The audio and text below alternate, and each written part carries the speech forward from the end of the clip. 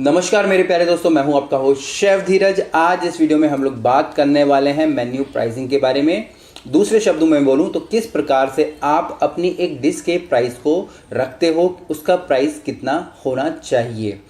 Basically हम लोग करते यही हैं, जो भी मार्केट में प्राइस अवेलेबल होते हैं, जहाँ भी हमें अपना रेस्टोरेंट खोलना है, क्लाउड किचन खोलना है, किसी भी प्रकार का फूड बिजनेस खोलना है, तो जो सेम प्राइसेस अवेलेबल होते हैं मार्केट में, हम उनको ही कॉपी कर लेते हैं।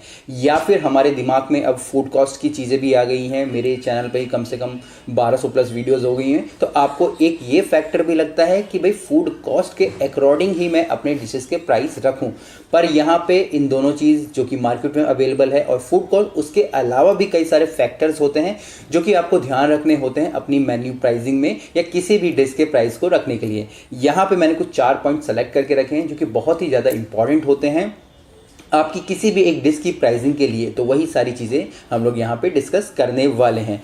सबसे पहला यहाँ पे आ जाता है हमारे इनपुट कॉस्ट। इनपुट कॉस्ट का मतलब है जो भी कॉस्ट आप बनने में लगा रहे हैं अपनी एक डिश को। यहाँ पे फूड कॉस्ट तो आप लोगों को मालूम है। इसके अलावा आपको और क्या ध्यान रखना है आपके डिश की प्राइसिंग के लिए, वो है आपका लेबर, आपकी रॉ मटेरियल की कॉस्ट, जो भी इन्वेंट्रीज आपकी लग रही हैं, आपके फ्यूल चाहे आपका गैस हो सकता है, आपकी इलेक्ट्रिसिटी हो सकती है, या फिर आपका कोल हो सकता है। इसके अलावा आपको यहाँ पे आपके जो प्रॉफिट के मार्जिन है वो भी रखने हैं। हम लोग कभी भी कोई भी कॉस्टिंग निकालते हैं, हम लोग अपने प्रॉफिट के मार्जिन नहीं रखते हैं। आपको आपके प्रॉफिट के मार्जिन भी रखने ही हैं। बेसिकली हम लोग यही गलती करते हैं, हम लोग कभी भी अपने प्रॉफिट के मार्जिन को ऐड नहीं करते। हमें लगता है कि मैं अपने प्रॉफिट के मार्जिन ऐड कर रहा हूँ तो मेरी जो डिश का प्राइस है बहुत ही ज़्यादा हो जा रहा है। पर अगर आप बिजनेस कर रहे हैं और आप वहाँ पर अपने प्रॉफिट के मार्जिन को नहीं रख रहे हैं तो आपको बिजनेस करने का कोई फ़ायदा नहीं है। आपको आपके प्रॉफिट के मार्जिन चाहे वो कम भी हो चाहे ज़्यादा भी हो, पर आपको रखने ज़रूर हैं। इवन यहाँ पे आपको अपने रेंट क्या आप दे रहे हैं, हो सकता है कहीं पे अगर आप कम रेंट दे रहे हैं आपको अपनी डिशेस के प्राइस कम रख लेने चाहिए। पर अगर आप कोई बहुत ही ज़्यादा एक्सपेंसिव जगह पे रेंट पे कर रहे हैं या रेंट दे रहे हैं तो आपको उसके हिसाब से ही अपने डिशेस के प्राइस रखने चाहिए। इसके अलावा आपके ऊपर कोई लाइबिलिटीज़ हैं, आपने कहीं से लोन लिया है या कोई भी इक्विपमेंट्स वगैरह आपने रेंट पे लिए हैं, आप रेंट पे कर रहे हो, या फिर आप एक कोवर्किंग किचन्स में काम कर रहे हो जहाँ पे आपकी लाइबिलिटीज़ बन जाती हैं, आपको हर मंथ कुछ ना कुछ पे करना होता है, या आपने किसी फ्रेंड से उधार लिया है, तो ये सारे फैक्टर्स भी आपको ध्यान रखने हैं अपने डिश की प्राइसिंग के लिए। फूड कॉस्ट एक अलग चीज़ है, जो मार्केट में चल रहा है वो अलग चीज़ है। बाकी ये जो चीज़ें मैंने आपको बताई वो भी आपको अपने ध्यान में रखना है। इसके बाद जो दूसरा आता है वो है हमारे टाइप्स का। टाइप्स में हमारे वॉल्यूम होते हैं या फिर एक्सक्लूसिव होता है। वॉल्यूम का मतलब कि आप कुछ ऐसी चीज़ सेल कर रहे हैं जो कि आपको तभी प्रॉफिट होगा जबकि आपकी जो चीज़ें बहुत ज़्यादा मात्रा में बिकेंगी। जैसे हमारे बुफ़े होते हैं, हम लोग होटल्स के अंदर बुफ़े होते हैं, या फिर अगर हम लोग बैंक्वेट्स चला रहे हैं, हम बुफ़े वहाँ पे कर रहे हैं, जैसे शादी है, ब्याह है, हमारे बर्थडे पार्टी है, कोई सेलिब्रेशन है, या फिर एक्सक्लूसिव हो जाता है कोई एक कॉन्सेप्ट वाला हमारा रेस्टोरेंट है। जैसे कि मान लीजिए कोई मॉलिकुलर मैं बोल दूँ, हम लोग एक ड्रिंक्स के ऊपर लेके चलते हैं, तो यहाँ पे जो एक्सक्लूसिव चीज़ें होती हैं वो हमेशा थोड़ी महंगी होती हैं और जो बल्क वाली जो चीज़ें होती हैं वो हमेशा थोड़ी सस्ती होती हैं। तो आपको ये भी फैक्टर ध्यान में रखना है। ये ना हो कि आप कॉन्सेप्ट बिल्कुल उल्टा कर दें। आप कोई भी चीज़ एक्सक्लूसिव करके बेच रहे हो कि हम इस सिटी में पहली बार ये कर रहे हैं और आप बहुत ही ज़्यादा जो चीज़ें सस्ती बेच रहे हो, तो यहाँ पे जो चीज़ें होती है कॉन्ट्रडिक्ट करती हैं। आप जो बोल रहे हैं और जो आप कर रहे हैं वो दोनों की दोनों उल्टे नज़र आते हैं। सेम उसी प्रकार से अगर आप थाली बेच रहे हैं, जैसे कि मैंने बल्क क्वांटिटीज़ में बोला, थाली आप लोग सेल कर रहे हैं और वहीं आप उन थाली का प्राइस बहुत ही ज़्यादा हाई कर दे रहे हैं और कोई भी उसमें ऐसे एक्सक्लूसिव चीज़ नहीं है जो कि ऑलरेडी कस्टमर को ना मिल रही हो, तो ये चीज़ भी आपको ध्यान रखनी है, एक्सक्लूसिव और आपका जो बल्क वाला। तो ये दो चीज़ भी आपकी मैटर करती हैं आपकी प्राइसिंग को लेके। तीसरा यहाँ पे होता है हमारी वेस्टेज और प्लीफरेज। वेस्टेजेस का मतलब होता है कि भाई जो भी चीज़ हम लोग कुक कर रहे हैं उसको बनने के बाद जो भी हमने रॉ मटेरियल यूज़ किया था उसमें कितनी वेस्टेज हो रही है।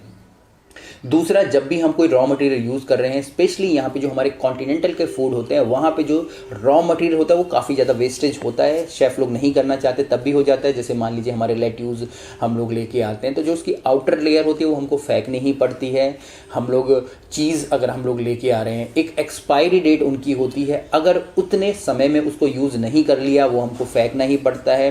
कॉन्टिनेंटल की कई सारी वेजिटेबल्स होती हैं जो कि बहुत ही ज़्यादा डेलिकेटेड होती हैं, माफ़ कीजिएगा, बहुत ही ज़्यादा नाजुक होती हैं, हर्ब्स होती है, जो कि अगर हमने एक स्पेसिफिक टाइम के अंदर हम लोगों ने नहीं यूज़ किया तो वो आपकी जो ख़राब हो जाती हैं, सड़ जाती हैं, गल जाती हैं।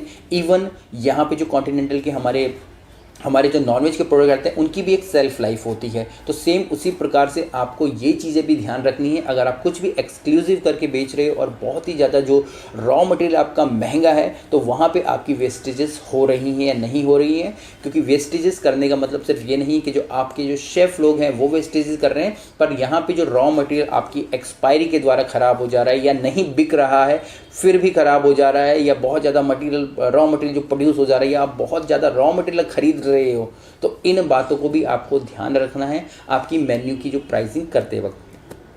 इसके बाद जो सबसे लास्ट आता है वो आता है हमारे मार्केट की जो प्राइस की अवेलेबिलिटी। आप जो भी बेच रहे हैं आप उतना ज़्यादा महंगा या उतना ज़्यादा सस्ता नहीं बेच सकते हैं जो भी मार्केट में प्राइस अवेलेबल है। आप सिर्फ 5 से 10% अप एंड डाउन कर सकते हैं, यही चलता है।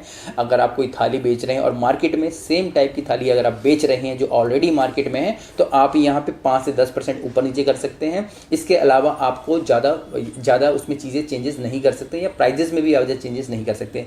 जो लास्ट पॉइंट है ये डिपेंड करता है कि आप क्या क्वालिटी दे रहे हो, किस सेगमेंट को आप टारगेट करना चाह रहे हो। थाली अगर आप चाहे तो नॉर्मल भीड़ भाड़ वाले लोगों को बेच सकते हो जो कि नॉर्मली 100 रुपये में खाते हैं, 80 रुपये में खाते हैं। पर वही थाली अगर आप बेचना चाहो ऐसे लोगों को जो कि खाना ऑनलाइन ऑर्डर करते हैं, बड़े ही आप बोल सकते हैं इंपॉर्टेंट पर्सनस हैं, या फिर आप एक्सक्लूसिव करके अपनी थाली को बेच रहे हो, तो यही थाली आप 600 से 700 रुपये की भी बेच सकती है। तो डिपेंड करता है, जो ये 5 से 10% वाला मैंने जो बताया आपको ऊपर नीचे होता है, ये डिपेंड करता है कि आप किन लोगों को वहाँ पर कैटर करने की कोशिश कर रहे हो या किन लोगों को आप टारगेट करने की कोशिश कर रहे हो। तो यही 4 पॉइंट्स थे जो कि बहुत ही ज़्यादा इम्पॉर्टेंट हो जाते हैं अगर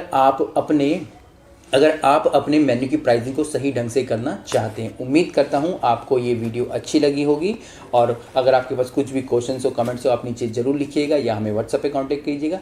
फिर मिलेंगे एक नए वीडियो में, तब तक के लिए जय हिंद।